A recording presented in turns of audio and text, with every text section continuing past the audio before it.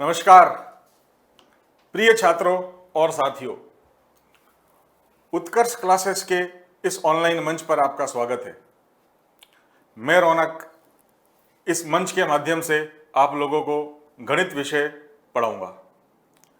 आज के इस विशेष सत्र में हम गणित के कुछ महत्वपूर्ण अध्याय पर चर्चा करेंगे।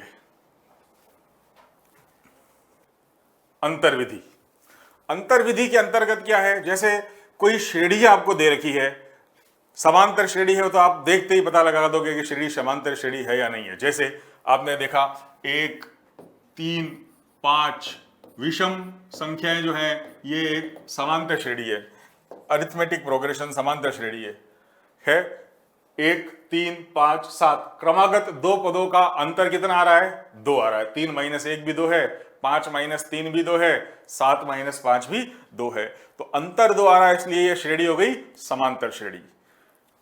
अनुपात समान आ रहा हो, सार्वनुपात हो, वो वाली श्रेणी होती है गुणोत्तर श्रेणी।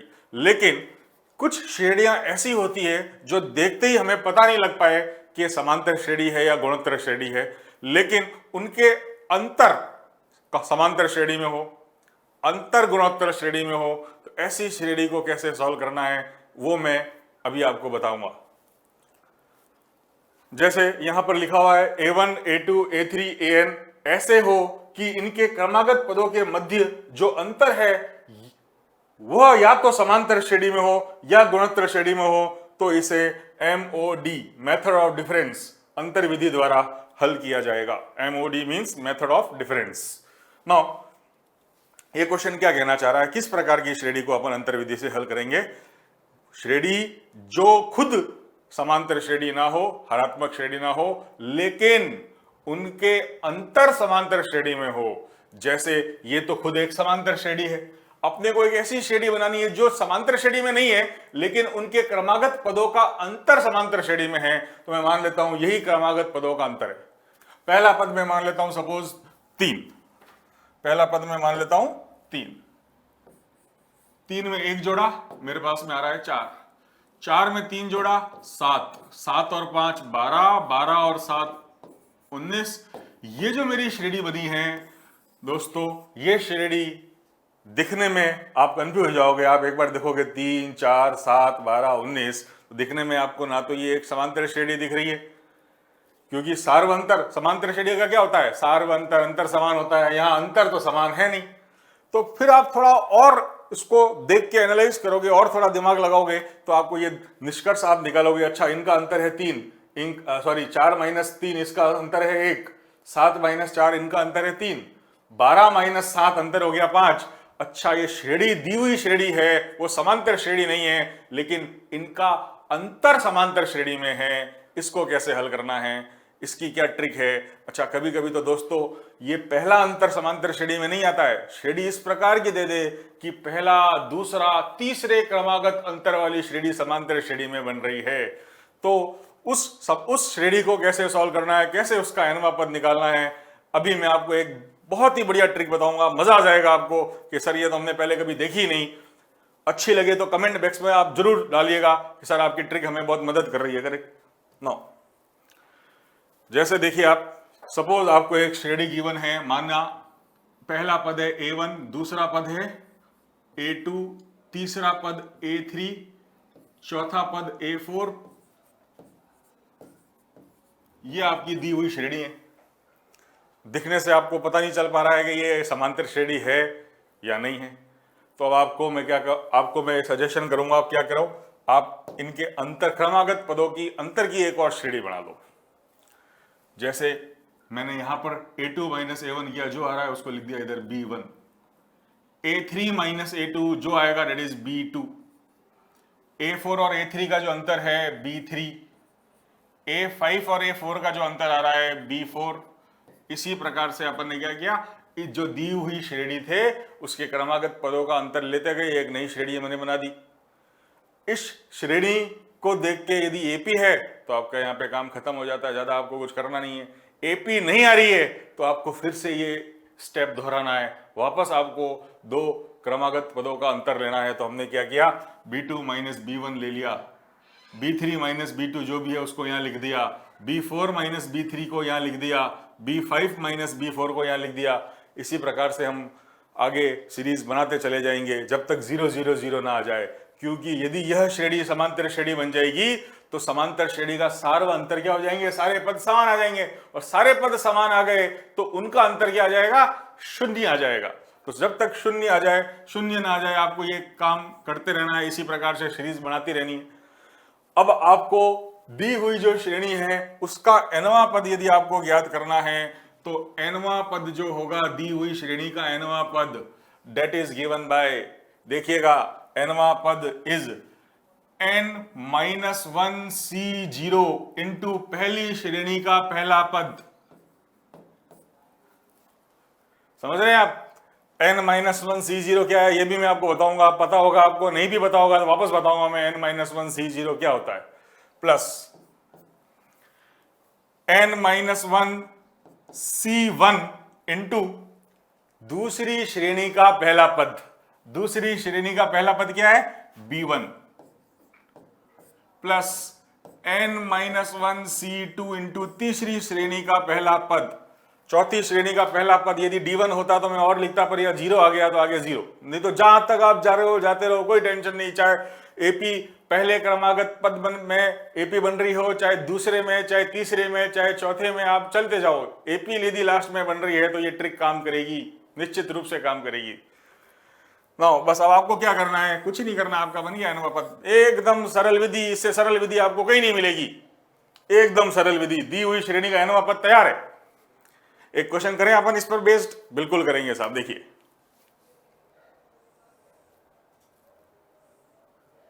नाउ हमें एक प्रश्न बनाना है पहले, फिर उसको सॉल्व करना है और लास्ट में क्रॉस वेरीफाई भी करना है कि अपना जो ट्रिक है वो यहाँ काम कर रही है या नहीं कर रही है।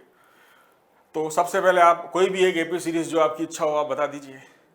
जैसे मैं एक लेता हूं एपी सीरीज जिसका प्रथम पद है 1 और सारवंतर मैंने ले लिया 3, तो 1 इज द प्रथम पद है 1 और इसके अंदर मैंने सारवंतर 3 लिया, तो 1 में क्या जोड़ूंगा 3, तो मेरे पास में आ जाएगा 4, 4 में 3 जोड़ूंगा तो आ जाएगा 7, 7 में 3 जोड़ा तो आया 10, 10 में 3 जोड़ा 13, 13 में 3 जोड़ा 16 एंड सो ऑन। इसी प्रकार से एक सीरीज बना दी मैंने जो कि किसका कैसी श्रेणी है, समांतर श्रेणी है। इसका सारवंतर कितना आ रहा है 3, सारवंतर आ रहा है 3। अब सारवंतर 3 आ रहा है तो इसका सारवंतर तो 0 ही आएगा साहब, सारवंतर ही नहीं होगा। इसका अंतर क्या है, क्रमागत पदों का अंतर। यदि सारे पद समान है तो क्रमागत पदों का अंतर क्या हो गया, 0 0 0। अब आपको ये श्रेणी एपी सीरीज है, आपको यदि इसी पर ये ट्रिक लगानी है कि इसका nवां पद निकालना है, हालांकि हम सभी जानते हैं बहुत ही आसान है एपी सीरीज का nवां पद निकालना। इसका यदि हमारे को nवां पद निकालना है तो देखिएगा आप, nवां पद इजिकल टू, क्या ट्रिक थी हमारी ट्रिक ये देखिए साहब, n-1c0 इंटू पहली श्रेणी का पहला पद प्लस n-1c1 इंटू दूसरी श्रेणी का पहला पद प्लस n-1c2 इंटू तीसरी श्रेणी का पहला पद। तो यही ट्रिक हम इस क्वेश्चन में लगाते हैं।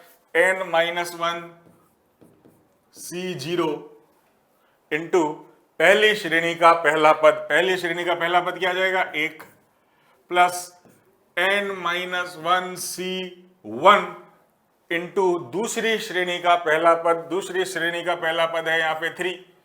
तो अब आप देखिए n-1c0 आपको पता है ये वही है combination, P and C combination में जो हम पढ़ते हैं 5c2 6c3। तो n-1c0 का मान होता है 1, क्योंकि कुछ nc0 5c0 4c0 सब 1 होता है। n-1c1 का मान हो जाएगा n-1, तो it is 1 plus n-1 into 3, वही हो गया a plus n-1 into d। AP series के nवें पद का फॉर्मूला लगाएंगे तो अब यही चीज आएगी। तो मेरे पास में आ गया 3n-2, करेक्ट।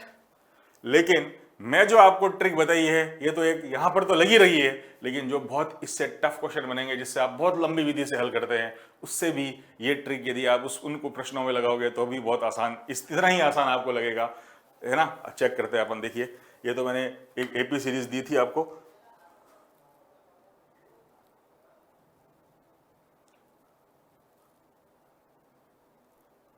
चलो,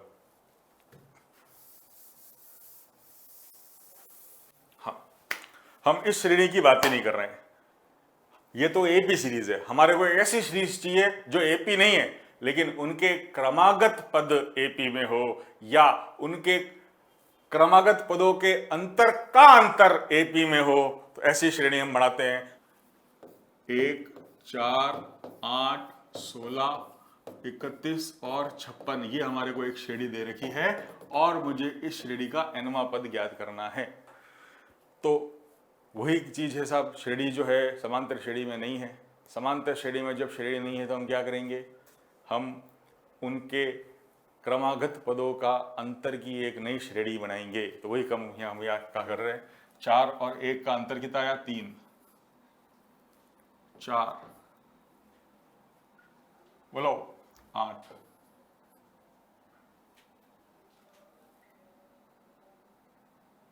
कितना रहा इधर, 15, 56 माइनस 31, 56 माइनस 31, 25।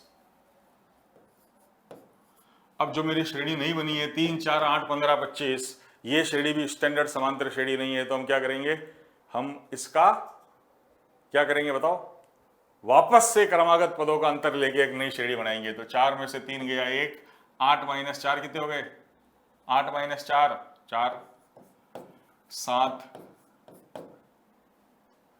10।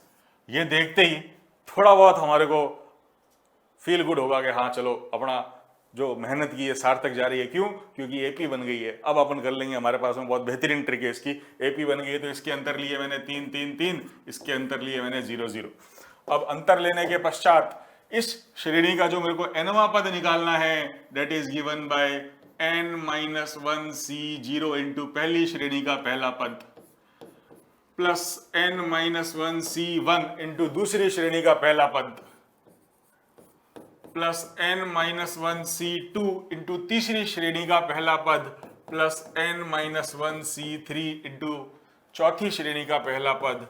अब आप देखिएगा n-1c0 का मान तो 1 ही होता है, n-1c1 हो गया मेरे पास में n-1, n-1c2 का मतलब क्या हो गया, n-1c2 का मतलब हो गया n-1 into n-2 upon 2 plus n-1c3 मतलब n-1 into n-2 into n-3 upon 3 into 2 into 1, साथ में एक 3 और पड़ा है।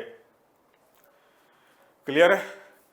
अब इसको सिंप्लीफाई करके हम nवां पद निकाल लेंगे, खत्म हो गया क्वेश्चन। कितना आसान ट्रिक है बताओ आप। ये हो गया मेरे पास में 3n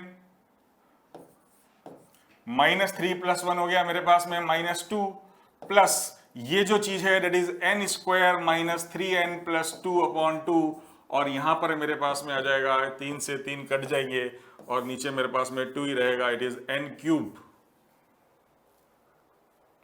n क्यूब क्या आ गया, 3 से 3 कट गया, नीचे 2 ही रहेगा, ऊपर आ जाएगा n क्यूब। बताओ और क्या आएगा, -6n स्क्वायर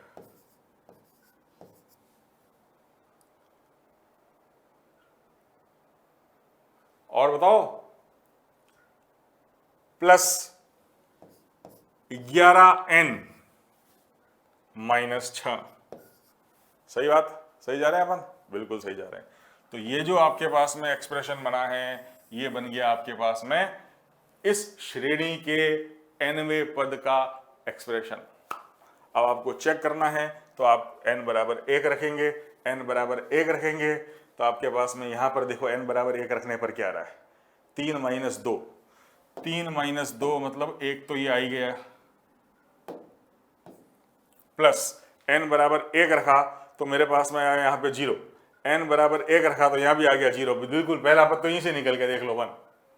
ऐसे ही n बराबर 2, n बराबर 3, n बराबर 4 रखते जाएंगे तो मेरे पास में जो आया है an ये प्रूव हो जाएगा कि हाँ अपना क्वेश्चन आंसर सही आया है। तो nवां पद निकालना है यदि अपने को किसी भी श्रेणी का, तो ये एक ट्रिक आप बिल्कुल याद रखना। इस तरह से हम किसी भी श्रेणी का nवां पद निकाल सकते हैं। यदि वह श्रेणी समांतर श्रेणी में नहीं है उसका पहला अंतर, दूसरा अंतर, तीसरा अंतर, चौथा अंतर कहीं भी जाके कहीं ना कहीं यदि समांतर श्रेणी बन रही है तो भी घबराने की जरूरत नहीं है। ये ट्रिक लगाओ, तुरंत आंसर निकालो। तो ये तो हो गया हमारे पास में किसी श्रेणी का nवां पद निकालने की एक ट्रिक। अब nवां पद नहीं निकालना है और ये बोलते हैं इस श्रेणी के n पदों का योगफल ज्ञात करो, n पदों का योगफल ज्ञात करो, इसके 10 पदों का योगफल ज्ञात करो। 10वां पद या 10 पदों का योगफल, दो प्रकार के प्रश्न पूछे जाएंगे। तो nवां पद निकालने के लिए तो हमने ट्रिक समझ ली।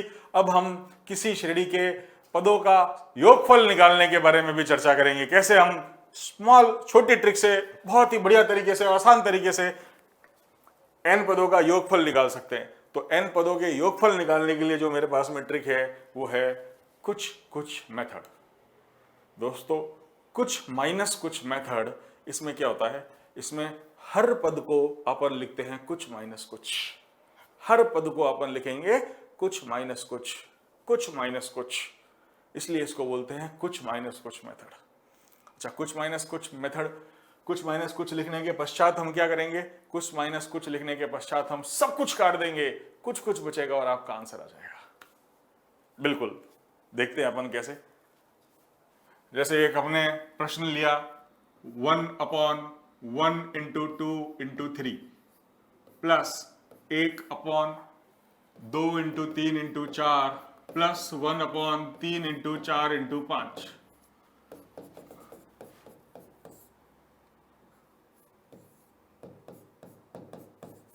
मेरे को इस श्रेणी का योगफल ज्ञात करना है।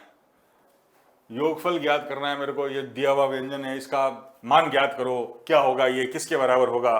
तो जो हमारा कुछ माइनस कुछ मेथड है, इस प्रकार के प्रश्नों में चरम सीमाओं पर विचार करने के लिए एक महत्वपूर्ण चाल की कोशिश की जाती है। बिल्कुल, वो क्या चीज है मैं आपको बताता हूं। देखिए, चरम सीमा, एक्सट्रीम पोजीशन। एक्सट्रीम पोजीशन का मतलब देखिए, जैसे डिनोमिनेटर में हर में, इस व्यंजन के हर में क्या आ रहा है, 1 2 3 आ रहा है। तो 1 2 3 आ रहा है, तो जो चरम मान है वो हो गए 1 और 3। और 1 और 3 के अंदर हम देख रहे हैं उसका अंतर कितना है 1 और 3 का। यहां के जो मेरे चरम मान है 1 और 3, उनका जो मेरे पास में अंतर है 1 और 3 का, वो है 2। यहां पर भी देख रहा हूं मैं 2 और 4 चरम मान है, उनका अंतर कितना आ रहा है, 2 आ रहा है। 3 5 जो चरम मान है, इनका अंतर भी 2 है। तो यहाँ पे जो एक कॉमन प्रॉपर्टी मेरे को दिखी है, दैट इज चरम मानों का अंतर हमेशा 2 है। तो उन अंतर को अंश में लाने की कोशिश करो, उन अंतर को ऊपर लाने की कोशिश करो। तो यहां पर अपन क्या करेंगे, पूरे ही दिए हुए एक्सप्रेशन को, व्यंजन को 2 से गुणा और 2 से भाग करेंगे। तो जो 2 से भाग दिया वो तो बाहर पड़ा है। अब आप देखना, जो 2 से गुणा करेंगे उसको 2 नहीं लिख के क्या लिखेंगे, 3 - 1। यहां पर जो 2 3 4 मेरे पास में पड़ा है और ऊपर वाला जो 2 है उसको 2 नहीं लिख के मैं लिखूंगा 4 - 2। 3 4 और 5 पड़े हैं, ऊपर वाले 2 को 2 नहीं लिख के मैं लिखूंगा 5 - 3।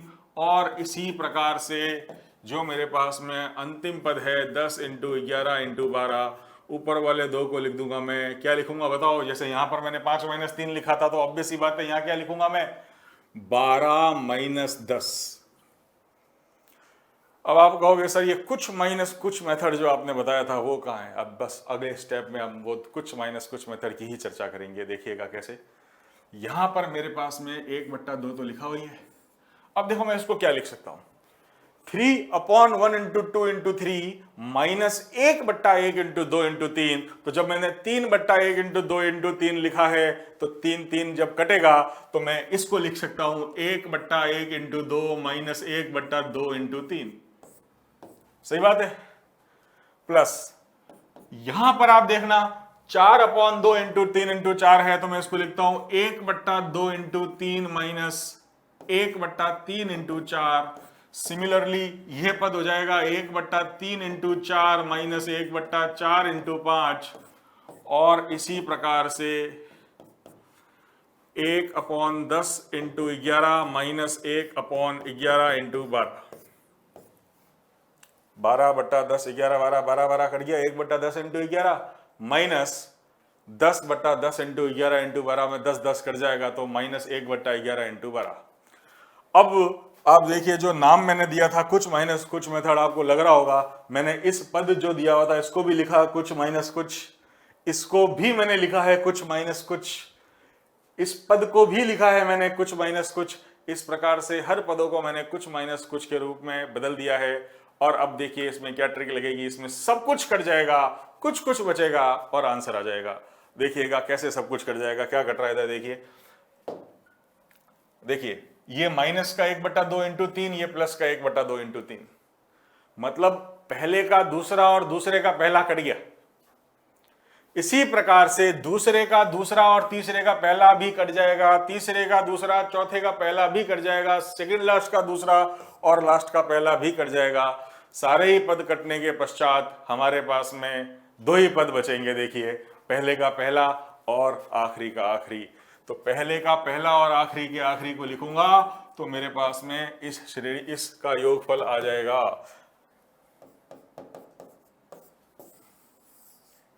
बस खत्म। कितना आसान तरीका है। तो इस प्रश्न में नहीं, लगभग ऐसे सारे प्रश्न जिसका nवां पद एक पॉलिनोमियल इक्वेशन, चाहे वो द्विघात हो, चाहे रेखिक हो, चाहे तीन घात की हो, यदि किसी श्रेणी का nवां पद एक पॉलिनोमियल इक्वेशन प्राप्त होता है तो हर प्रकार के ऐसे क्वेश्चन को मैं कुछ माइनस कुछ मेथड से बहुत ही इजीली सॉल्व कर सकता हूं। देखिएगा नेक्स्ट,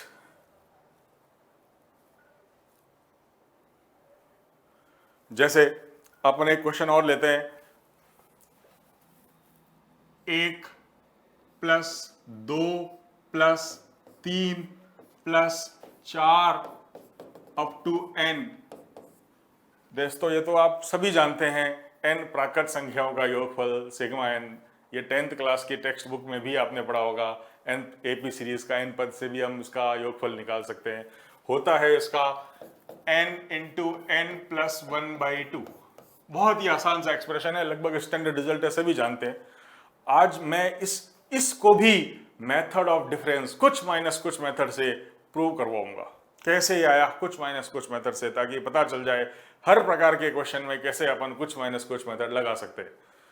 करेक्ट, क्योंकि ये आपको समझ में आएगा तो फिर दूसरे जो क्वेश्चन है जो आप नहीं करना जानते हैं वो भी आप कुछ माइनस कुछ मेथड से करोगे तो आपको बड़े आसान लगेंगे। करेक्ट, तो इसमें क्या करना है, कुछ माइनस कुछ करने के लिए न्यूमरेटर में कुछ माइनस कुछ लाना है। तो प्रीवियस क्वेश्चन, पिछले सवाल में तो हमने क्या किया था, नीचे जो दो एक्सट्रीम वैल्यूज थी 1 और 3, उनका अंतर 2 था, उसको ऊपर लेके आ गए थे। यहां पर तो क्या करें, तो हम यहां पर एक ही पद है तो हम देखेंगे आगे आएगा तो क्या आएगा और पीछे आएगा तो क्या आएगा। जैसे 1 2 3 4 है तो 1 के आगे क्या आ रहा है 2, 1 के पीछे क्या आ रहा है 0, तो आगे वाला माइनस पीछे वाले से गुणा भाग कर लो, आपका काम हो जाएगा। अंतर 2 कुछ माइनस कुछ बन जाएगा। कुछ माइनस कुछ बनाना है अपने को, तो यहां पर जो कुछ माइनस कुछ बनेगा वो बनेगा आगे वाला माइनस पीछे वाला। देखिएगा 1 के आगे क्या आ रहा है 2, 1 के पहले क्या आ रहा है 0, 2 और 0 के बीच में क्या आता है भैया, क्या अंतर है, 2 और 0 के अंतर कितना है 2 का अंतर है। तो मैंने 2 से गुणा किया और 2 से जो भाग दिया उसको 2 नहीं लिख के लिख दिया। क्या लिखूंगा, आगे वाला माइनस पीछे वाला, दैट इज 2 - 0 प्लस 2 × 3 - 1 प्लस 3 को मैं गुणा कर दूंगा 4 - 2 से, प्लस 4 × 5 - 3। ऐसे करते करते n के साथ में आ जाएगा n + 1 - n - 1। अब आप देखिएगा थर्ड स्टेप में आपको पता लग जाएगा ये क्या हो गया, 1 × 2 - 0 प्लस 2 × 3 - 1 × 2 प्लस 3 × 4 - 2 × 3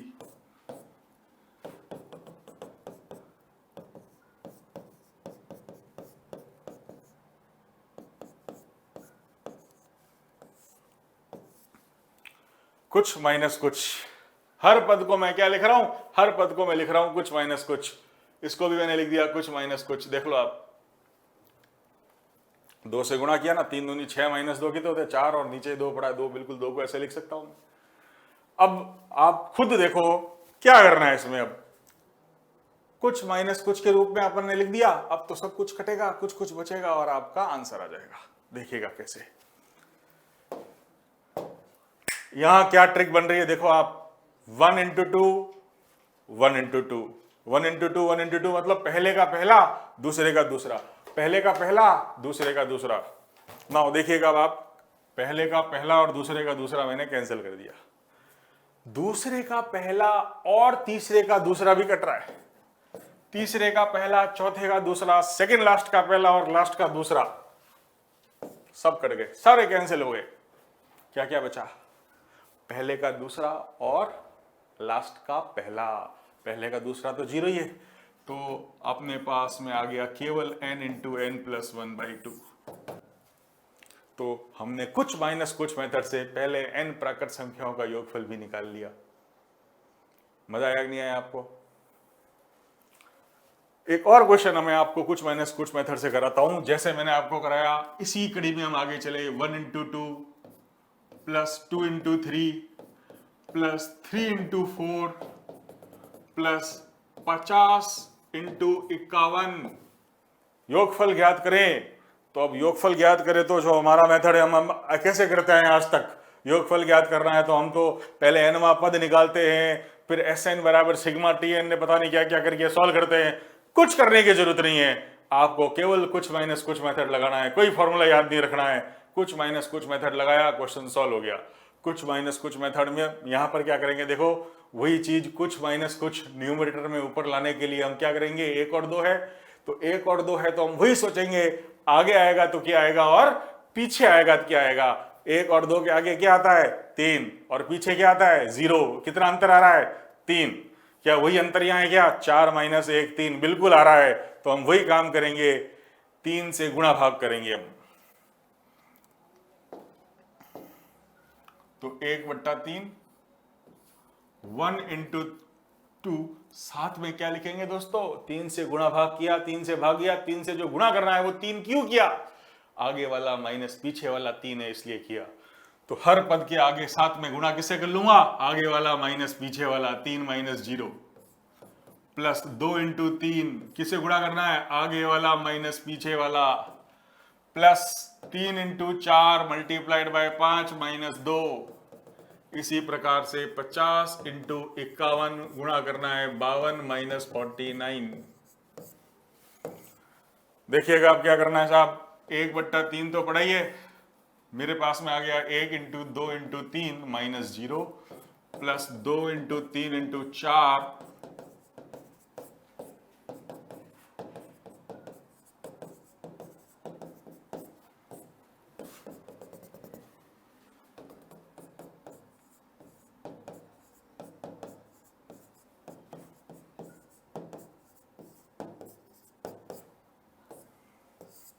देखिएगा अब क्या हो रहा है। अभी भी मैंने वही काम किया है, हर पद को कुछ माइनस कुछ लिखा है बस। हर पद को 1 इंटू 2 को लिख दिया मैंने 1/3 into 1 into 2 into 3 minus 0। 2 into 3 को लिख दिया मैंने 1/3 into 2 into 3 into 4 minus 1 into 2 into 3। अब साहब वही काम जो हमने पिछले सवालों में किया है, कुछ माइनस कुछ मेथड में वही करते हैं हम। हर पद को लिखते हैं कुछ माइनस कुछ माइनस कुछ माइनस कुछ, फिर सब कुछ कट जाता है, कुछ कुछ बचता है और हमारा आंसर आ जाता है।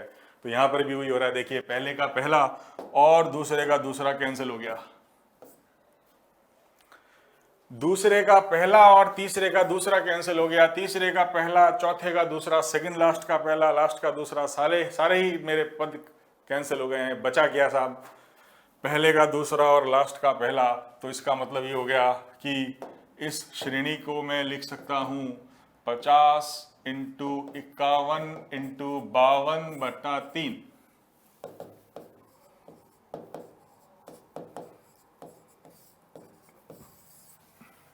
आई बात समझ में आपके? पिछले सवाल जो हमने सॉल्व किया था, 1 से लेकर n तक n क्रमागत पदों का, n प्राकृत संख्याओं का योगफल कितना आया था, n इंटू n प्लस 1/2। तो देखो थोड़ा और ऑब्जर्व करो चीजों को, क्या किया हमने, और एक जनरलाइजेशन करके एक और हम चीज आज दिमाग में रखेंगे कि देखिए क्या हो रहा है। 1 से लेकर n तक n प्राकृत संख्याएं थी, तो जो लास्ट पद था n वो तो लिखा ही लिखा है। उसका अगला पद क्या है, n+1 बट्टे में 2 आ गया, क्योंकि 2 ऊपर पद है। समझो यहां पर क्या था, देखो 1 इंटू 2, 2 इंटू 3, 3 इंटू 4, 50 इंटू 51। इसका योगफल ज्ञात करना है तो 50 इंटू 51 तो है ही है। अगला पद क्या आएगा, 52। कुल पद कितने हो गए गुणा में 3, तो बट्टे 3 कर दिया। समझे?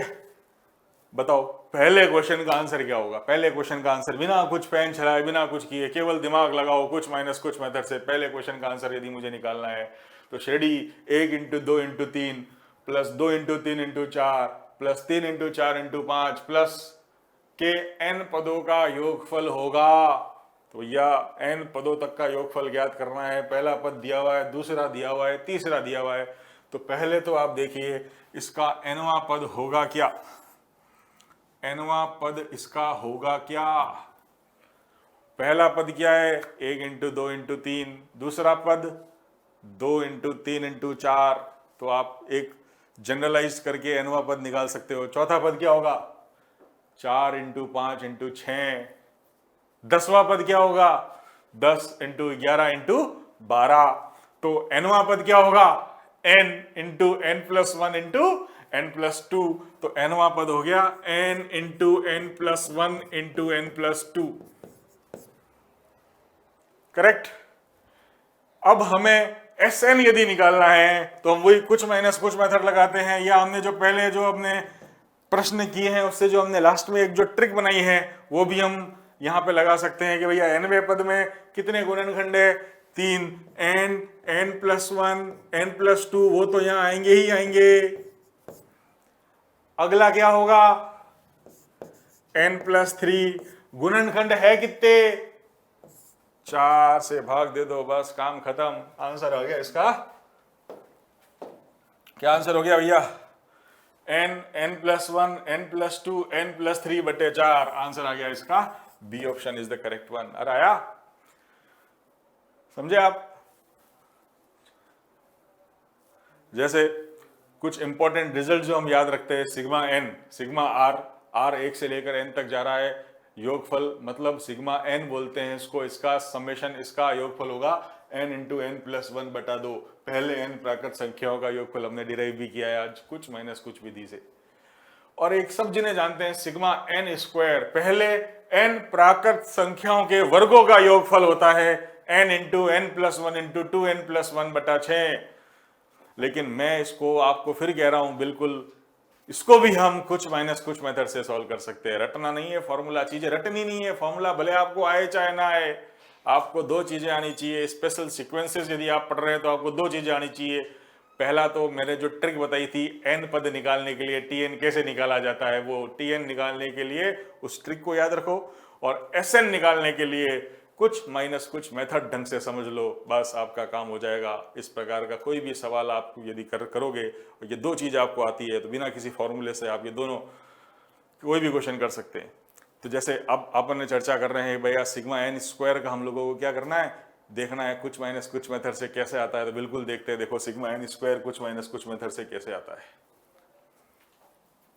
तो सिग्मा n² मतलब पहला 1 वर्ग प्लस 2 का वर्ग 2² प्लस 3² प्लस 4² प्लस n²। ये हो जाएगा मेरे पास में sigma n², n+1 2n+1 upon 6। तो इसका हमें प्रूफ देखना है। प्रूफ भी देखना कैसे है, कुछ माइनस कुछ मेथड से। सर आप कह रहे हो हर प्रकार की श्रेणी को कुछ माइनस कुछ मेथड से सॉल्व किया जा सकता है, बिल्कुल किया जा सकता है। देखना इसको अपन कैसे कुछ माइनस कुछ मेथड से सॉल्व करते हैं। तो कुछ माइनस कुछ मेथड के लिए हमने क्या देखा, हमने अभी तक यही चीज देखी है कि यदि मेरे पास में सिग्मा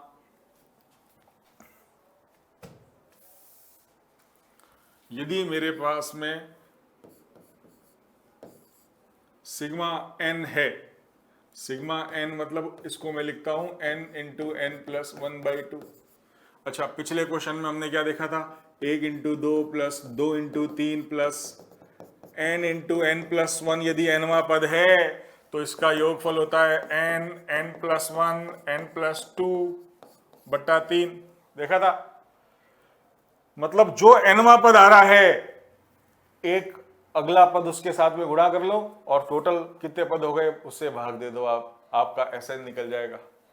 तो यहां पर भी हम क्या करेंगे, जो मेरा सिग्मा एन स्क्वायर है इसको हम सिग्मा एन स्क्वायर को इस प्रकार से चेंज करेंगे इसके एनवें पद को कि एनवां पद जो है या तो इस रूप में बन जाए,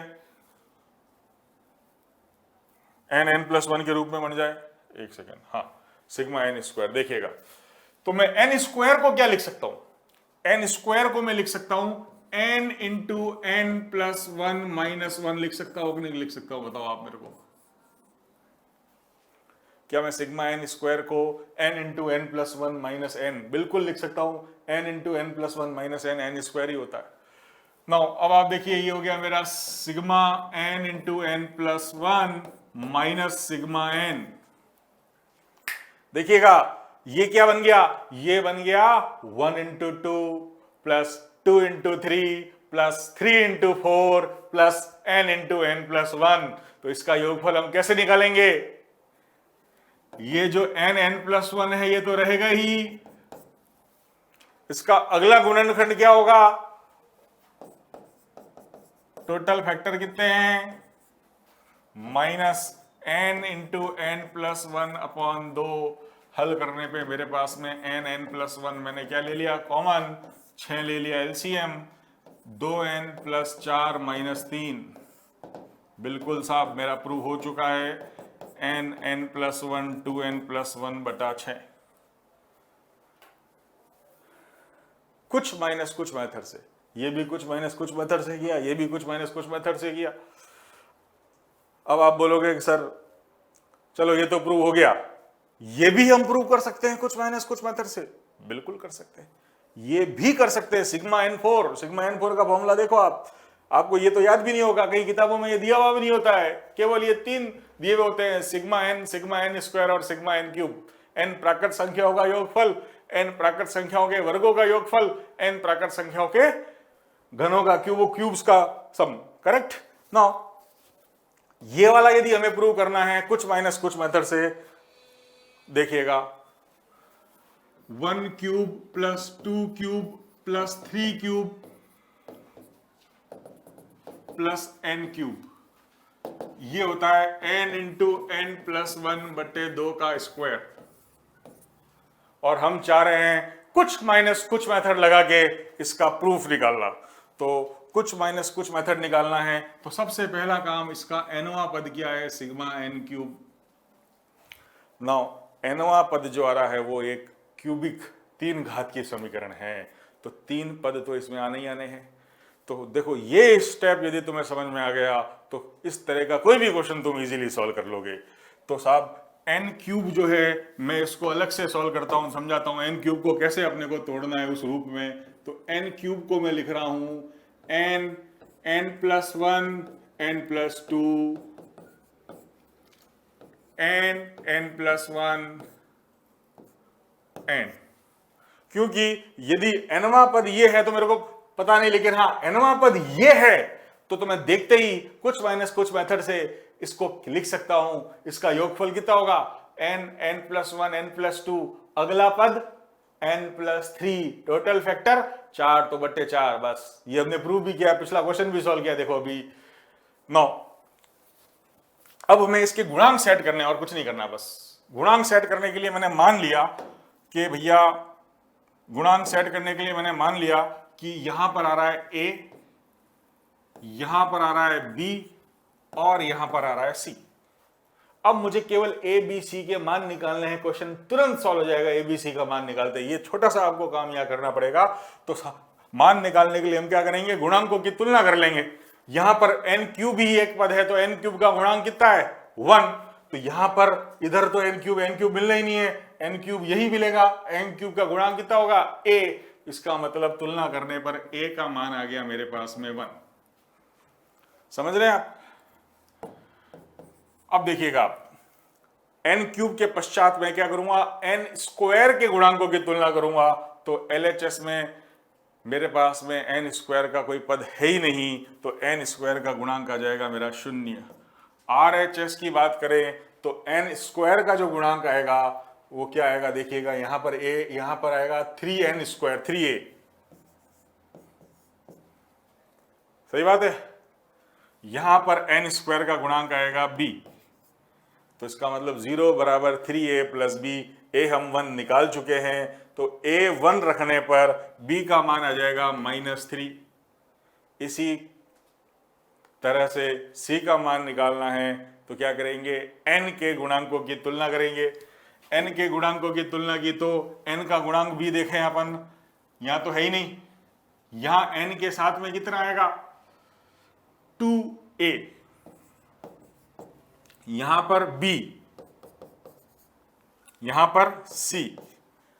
अब हमारे पास में a1 है, b -3 है, a1 रखा, b -3 रखा, तो c का मान भी मेरे पास में कितना आ गया, 1 आ गया।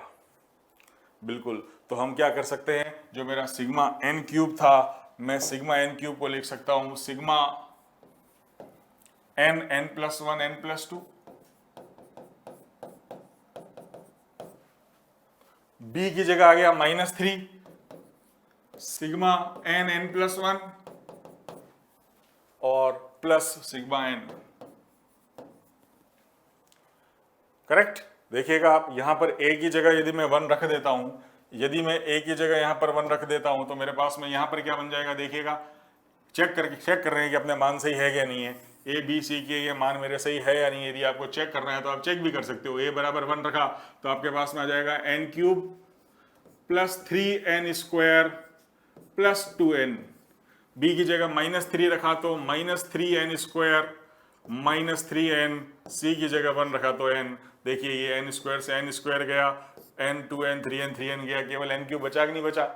तो हमारे को nवें पद को इस प्रकार से जमाना है कि यह वाले पद मेरे को मिल जाए बस। अब ये पद मिल गए, इसके पश्चात तो हमें कुछ करना ही नहीं है, हमें कुछ माइनस कुछ मेथड पता है, इसमें कुछ माइनस कुछ मेथड लगाएंगे तो इसका समेशन कितना आएगा, n n+1 n+2 तो रहेगा ही, अगला पद क्या है n+3 अपॉन टोटल पद कितने हो गए 4, -3 n+1 तो है ही, n+2 आगे अगला पद और आ जाएगा, 3 पद है इसलिए अपॉन 3 प्लस n इंटू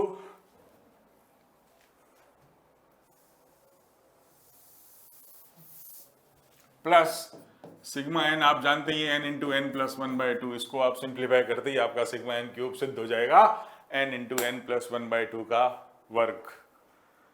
अब अगला जो टॉपिक मैं आपके साथ साझा कर रहा हूं, थोड़ा बहुत आपके साथ शेयर करूंगा, वो करूंगा परमुटेशन एंड कॉम्बिनेशन का एक छोटा सा टॉपिक है, क्रमचय संचय का। केवल चेन करना हम सीखेंगे, लिमिटेड टाइम आज मैं आपको पढ़ाऊंगा थोड़ा सा, तो उसमें केवल चेन करना हम सीखेंगे, कैसे हम चीजों का चेन करते हैं। ठीक है, चेन की कुल संख्या।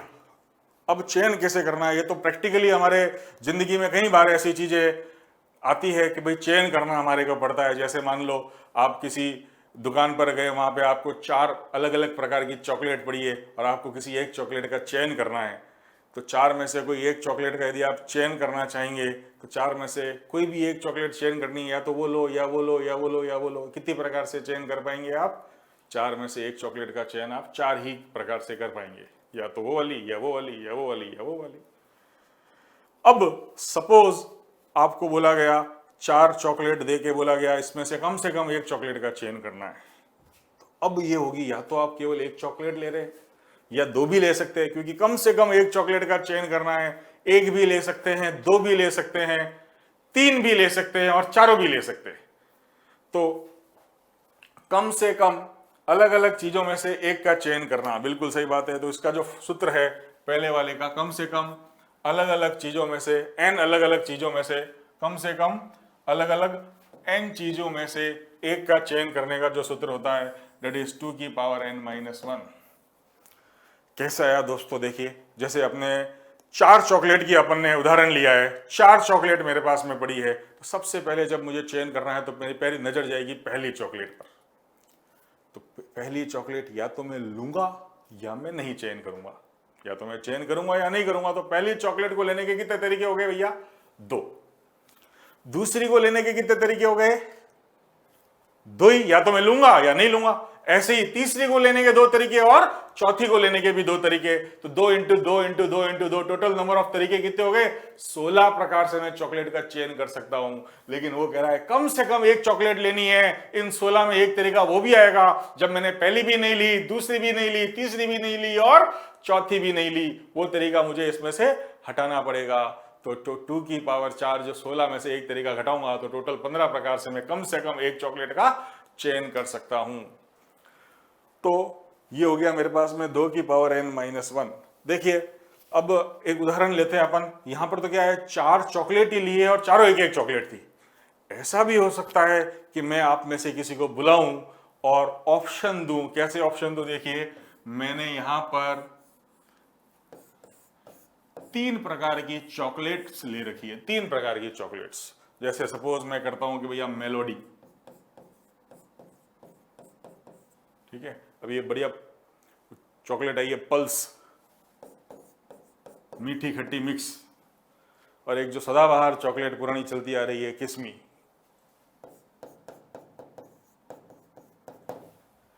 तीन प्रकार की चॉकलेट्स है मेरे पास में, मेलोडी, पल्स और किस्मी।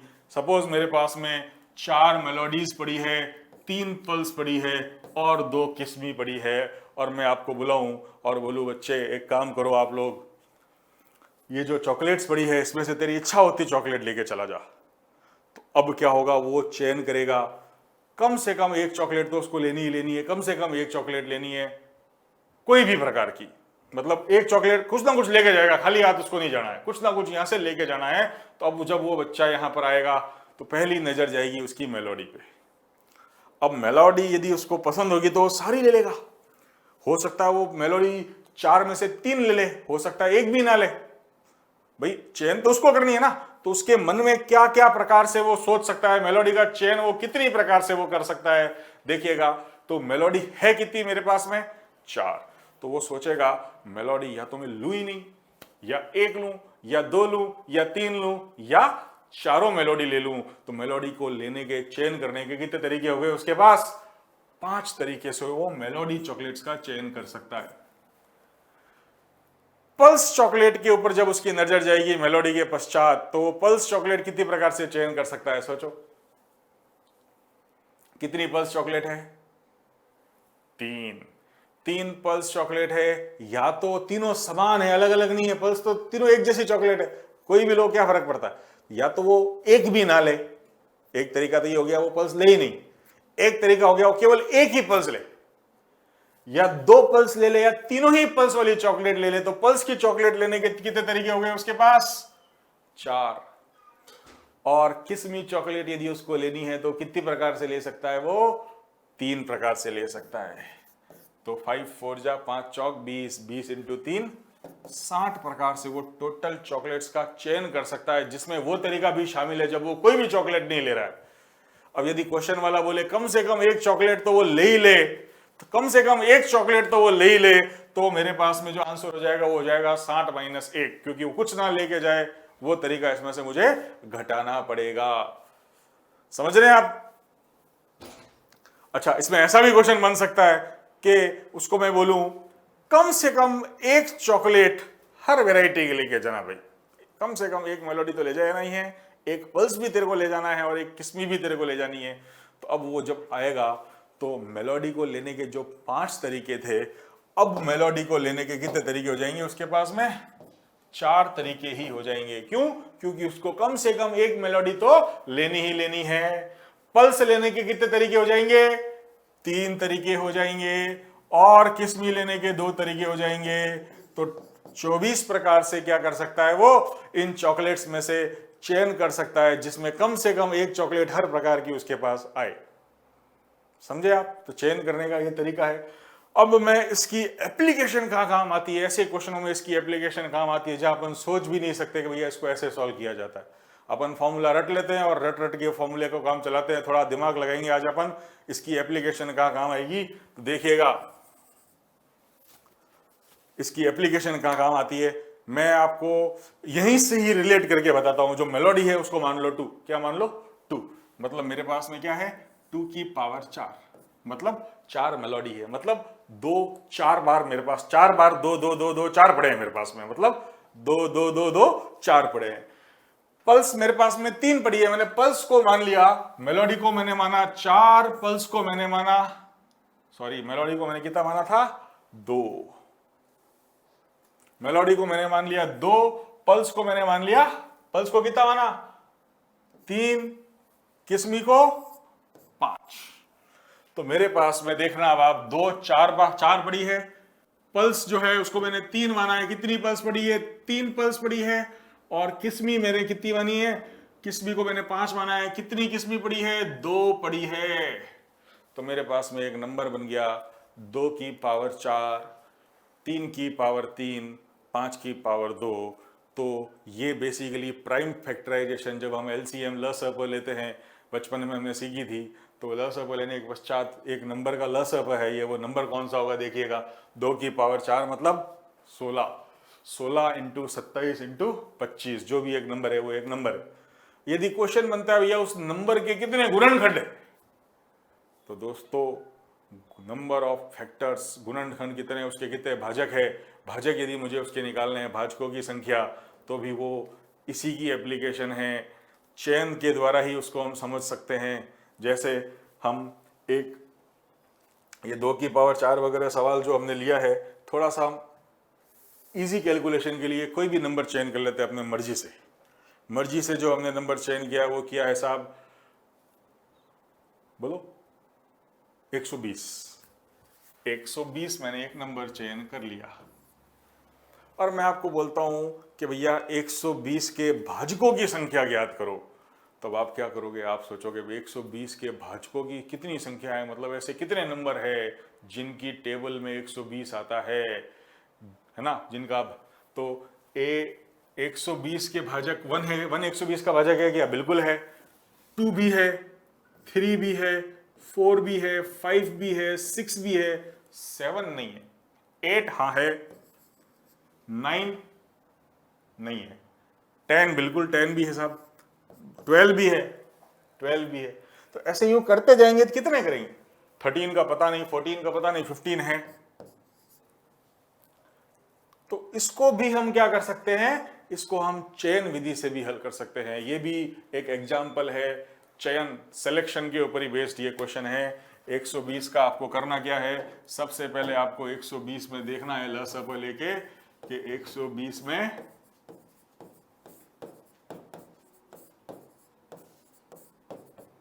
तो हमने देखा 120 जो है उसमें क्या आ रहा है? 2 की पावर 3, 3 की पावर 1 और 5 की पावर 1।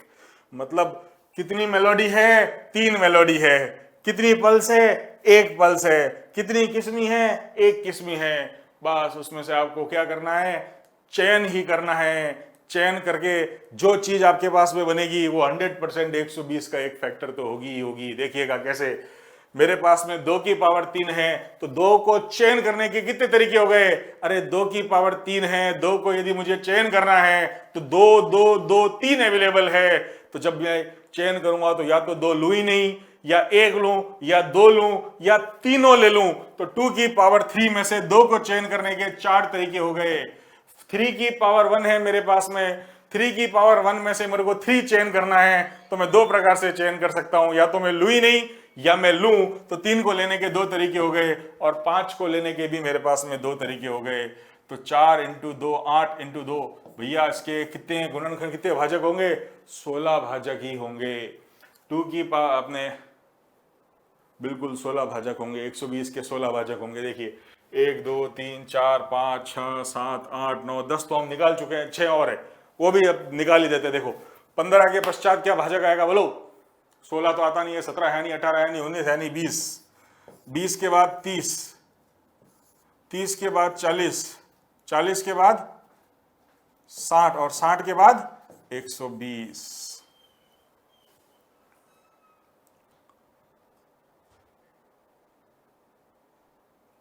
एक और भूल गए अपन, क्यों? देखो 24 भी आएगा, यहां पर क्या आएगा? 24 भी आएगा। अब आप देखो भाजकों की संख्या कितनी हो गई? 4 5 6 7 8 9 10 11 12 13 14 15 16, बिल्कुल ये 16 भाजक हमने यूं निकाल भी लिया और हमने चयन की विधि से भी समझ लिया कैसे इसके 16 भाजक है। 16 भाजक कैसे है, हमने 2 की पावर 3 में से 2 चयन करने हैं, 3 की पावर 1 में से 3 चयन करने हैं और 1 5 में से 5 चयन करने हैं और जो बना उसको गुणा करेंगे, जो नंबर बनेगा 100% वो 120 का एक भाजक होगा। जैसे उदाहरणार्थ मैंने 2 लिए 2, 3 लिए ही नहीं और 5 ले लिया 1, तो 2 2 लिए तो मेरे पास में 2 की पावर 2 5 की पावर 1 बना, 2 की पावर 2 4 इंटू 5 20, 20 इसका भाजक है। बिल्कुल है साहब, 20 इसका भाजक है कि नहीं है, बताओ आप। अच्छा चॉइस कैसे बनेगा, तीनों 2 ले लूं और एक 3 ले लूं, ये ले लिया पूरा, ये ले लिया पूरा, ये लिए ही नहीं, तो 8 3 24, बिल्कुल देखो आप, चॉइस भी इसका क्या है, एक चॉइस भी इसका भाजक है। तो ये आपका 11th स्टैंडर्ड में एक बहुत ही महत्वपूर्ण मोस्ट इंपॉर्टेंट जो चैप्टर है, that is PNC, permutation and combination, क्रमचय संचय। तो जब हम लोगों के कोर्सेज स्टार्ट हो जाएंगे डिटेल में एक एक टॉपिक जब हम पीएनसी पढ़ेंगे, आपको मैं पीएनसी के अंदर इतना निपुण बना दूंगा, कोई भी क्वेश्चन पीएनसी का आएगा सबसे पहले आप पीएनसी का क्वेश्चन ट्राई करेंगे। इतना आसान पीएनसी, इतना आसान तरीके से आपको समझा दी जाएगी। ये समझ में आया आपको या नहीं आया? अच्छा, इसी प्रकार का आपको एक और क्वेश्चन मैं दूंगा कैसे हमारे को सॉल्व करना है। यदि 120 के नंबर ऑफ भाजक हमने निकाले हैं, कितने भाजक निकाले हमने, 16। क्वेश्चन वाला बोलता 120 के कितने विषम भाजक है। तो अब सम नंबर और विषम नंबर के बारे में आप जानते ही हैं। सम नंबर वह नंबर है जो 2 से भाज्य है, विषम नंबर 2 से भाज्य नहीं है। तो अब आप बताओ 120 के जो 16 भाजक है इसमें से सम कितने हैं, विषम कितने हैं। तो जब विषम भाजक हम निकालेंगे तो याद रहे जो मैं नंबर चयन कर रहा हूं यदि उसमें गलती से मैंने 2 ले लिया तो वो सम भाजक होगा, और बिना 2 लिए यदि कोई भी नंबर में ले रहा हूं तो वो विषम भाजक होगा, क्योंकि प्राइम फैक्टराइजेशन में 2 के बाद में अगली प्राइम नंबर में कोई भी ऐसा इवन नंबर नहीं आएगा, सारे ऑड नंबर आएंगे। तो अब मेरे को यहाँ पर जब चयन कर रहा हूं तब ध्यान रहे 2 मत लेना। बस विषम भाजक की संख्या ज्ञात करने के लिए 2 की पावर 3 भले ही पड़ी है लेकिन 2 मेरे को लेना एक भी नहीं है। 2 नहीं लिया, बिल्कुल 2 लिया ही नहीं, तो इसको लेने का एक ही तरीका है कि इसको लेना ही नहीं है। 2 तो मैंने लिया ही नहीं। 3 को 2 ले लो आप, या तो लो ही मत, या एक ही है तो या तो एक बार 3 लोगे या लोगे ही नहीं। तो 2 प्रकार से आप क्या कर सकते हो, 3 का चयन कर सकते हो। तो इसका चयन 1 प्रकार से, इसका चयन 2 प्रकार से और इसका चयन 2 प्रकार से। तो 1 इंटू 2 इंटू 2, 4 भाजक ऐसे होंगे जो क्या होंगे, विषम। देखते हैं 4 भाजक। एक ये रहा, और कौन सा विषम भाजक है बताओ, ये रहा, ये रहा और ये रहा। आया समझ में? 1 3 5 और 15, 4 इसके क्या है, विषम भाजक है। और सम भाजक के लिए दोस्तों टोटल भाजक कितने थे, टोटल भाजक थे 16। 4 सम हैं, 4 विषम हैं, तो सम होंगे 8। या तो ऐसे कर लो, या हम यहां देखते हैं विषम भाजकों के लिए मुझको क्या करना पड़ेगा, विषम भाजकों के लिए तो मेरे को 2 लेना ही नहीं है, और सम भाजकों के लिए मेरे को 2 लेना ही लेना है। अब आप देखिए यहां पर 2 की पावर 3 है और मैं सम भाजक निकालने की कोशिश कर रहा हूं, तो 2 को कितनी प्रकार से मैं ले सकता हूं, सम के लिए 2 लेना ही लेना है, तो 2 नहीं लो ऐसा तो हो ही नहीं सकता। तो 2 को लेने के अब तरीके हो गए कितने, यदि सम भाजक बना रहा हूं तो 2 या तो एक बार ले लो, या 2 बार ले लो, या तीनों बार ले लो। तो 2 को लेने के तरीके हो गए मेरे पास में 3 इंटू 2 इंटू 2, कितने हो गए, 3 इंटू 2 6 इंटू 2 12। 12 भाजक होंगे जो कि सम होंगे, और 4 भाजक होंगे जो कि विषम होंगे। अब इसके ऊपर और क्या प्रश्न बनेगा देखिएगा।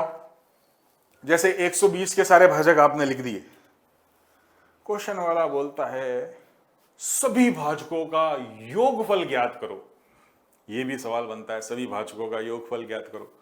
तो अब सभी भाजकों का योगफल इसको जोड़ो, या तो 1 + 2 + 3 + 4 + 5 +, अब इसको कैसे जोड़ें, तो इसको भी आप सोचो। अपन ने जो भाजक लिए हैं वो कैसे लिए हैं, अपन ने साहब जो भाजक लिए हैं यहाँ पर 2 की पावर 3 में से अपन ने क्या किया है, 2 की पावर 3 में से चयन किए हैं। क्या क्या चयन किया है, 2 की पावर 3 में से अपन ने 2 को लेने के जो मेरे तरीके थे, 2 की पावर 3 में से 2 को लेने के जो मेरे तरीके थे, देखिएगा, मैं निकालना जा रहा हूं, क्या निकालना चाहता हूं मैं? सभी भाजकों का योगफल। इसके भाजक जो हमने लिखे थे उन सभी का योगफल। तो 2 की पावर जो है 120 में 2 की पावर आ रहा है मेरे पास में 3, 3 की पावर आ रहा है 1 और 5 की पावर आ रहा है 1। तो 2 की पावर 3 है तो 2 को लेने के तरीके या तो लूंगा ही नहीं, या 1 लूंगा, या 2 लूंगा, या 2 की पावर 3 का मतलब क्या हो गया? 2 की पावर 3 का मतलब हो गया 2 को मैं तीनों बार ले लूंगा, तीनों 2 ले लूंगा। सिमिलरली 3 की पावर 1 ही है तो 3 को चेंज करने के 2 ही ऑप्शन है, या तो लू ही नहीं या एक बार ले लूं। और इसी प्रकार से 5 की पावर भी 1 है। तो दोस्तों, जब मैंने भाजक बनाया था तो कैसे बनाया था? 2 की पावर 3 मेरे पास में है तो सपोज मैंने क्या किया, 2 2 ले लिए तो 2 स्क्वायर ले लिया, यहां से 2 2 ले लिए, 2 स्क्वायर ले लिया, यहां से 3 की पावर 1 एक 3 ले लिया और 5 लिया ही नहीं। तो इससे जो मेरा नंबर बन रहा है वो बन रहा है 4 3 12 12 12 क्या 120 का भाजक है? अरे बिल्कुल है। तो देखो, जितने भी भाजक बन रहे वो गुणा करने पर ही तो बन रहे। और पदों की संख्या कितनी है? यहां 4, यहां 2, यहां 2, तो 4 इंटू 2, 4 दूनी 8, 8 दूनी 16, 16 भाजक थे। बिल्कुल सारे भाजक ऐसे ही बन रहे हैं। और भाजकों का योगफल भी यही है। ये चीज जो है, इसका जो मान निकलेगा ये भाजकों का योगफल ही है, क्योंकि इसमें सभी भाजकों का योगफल आ गया। जब सारे 16 के 16 पद का योगफल इसमें आ चुका है। क्लियर? बिल्कुल क्लियर हो जाना चाहिए। मैं आपको इस प्रकार का एक सवाल दे रहा हूं, बिल्कुल आपको अभी करना है बैठ के।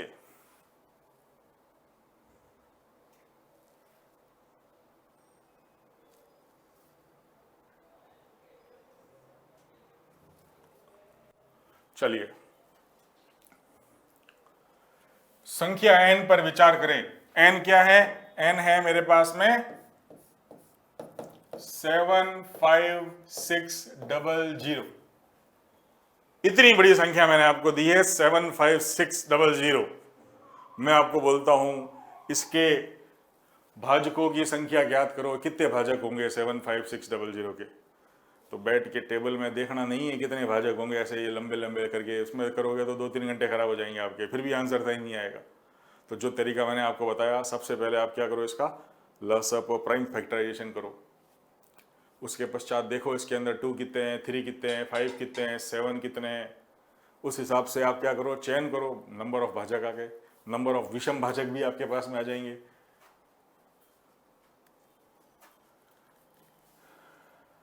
ठीक है, तो ये क्वेश्चन अभी आपको वीडियो थोड़ा पॉज करना है। ये क्वेश्चन पेन कॉपी लेके सॉल्व करना है। कुछ ही समय के पश्चात मैं इसके सारे आंसर आपके साथ शेयर करूंगा। कोई आपको दिक्कत आ रही है आप कमेंट बॉक्स में डाल सकते हैं। और जो मैंने आज आपको पढ़ाया है, इन संपूर्ण जो पढ़ाई हुई चीज़ जो मैंने बोर्ड पे लिखी है उसका PDF भी आपको कमेंट सेक्शन में मिल जाएगा, आप वहाँ से ले सकते हैं।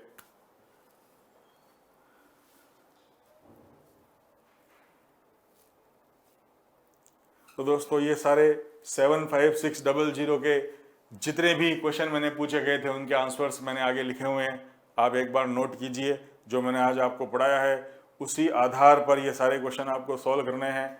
आप अपने आंसर टैली कीजिए। आंसर में कोई दिक्कत आ रही है तो आप संपर्क कर सकते हैं, कमेंट बॉक्स में आप डाल सकते हैं। उसके पश्चात हम लोगों की जो 4 मई से शाम को 4 बजे लाइव क्लासेस स्टार्ट हो रही है, उसके लिए रजिस्ट्रेशन आप करवाएं। पूरा संपूर्ण जो कोर्स है 11th और 12th का आपको 1 साल में कराया जाएगा। धन्यवाद।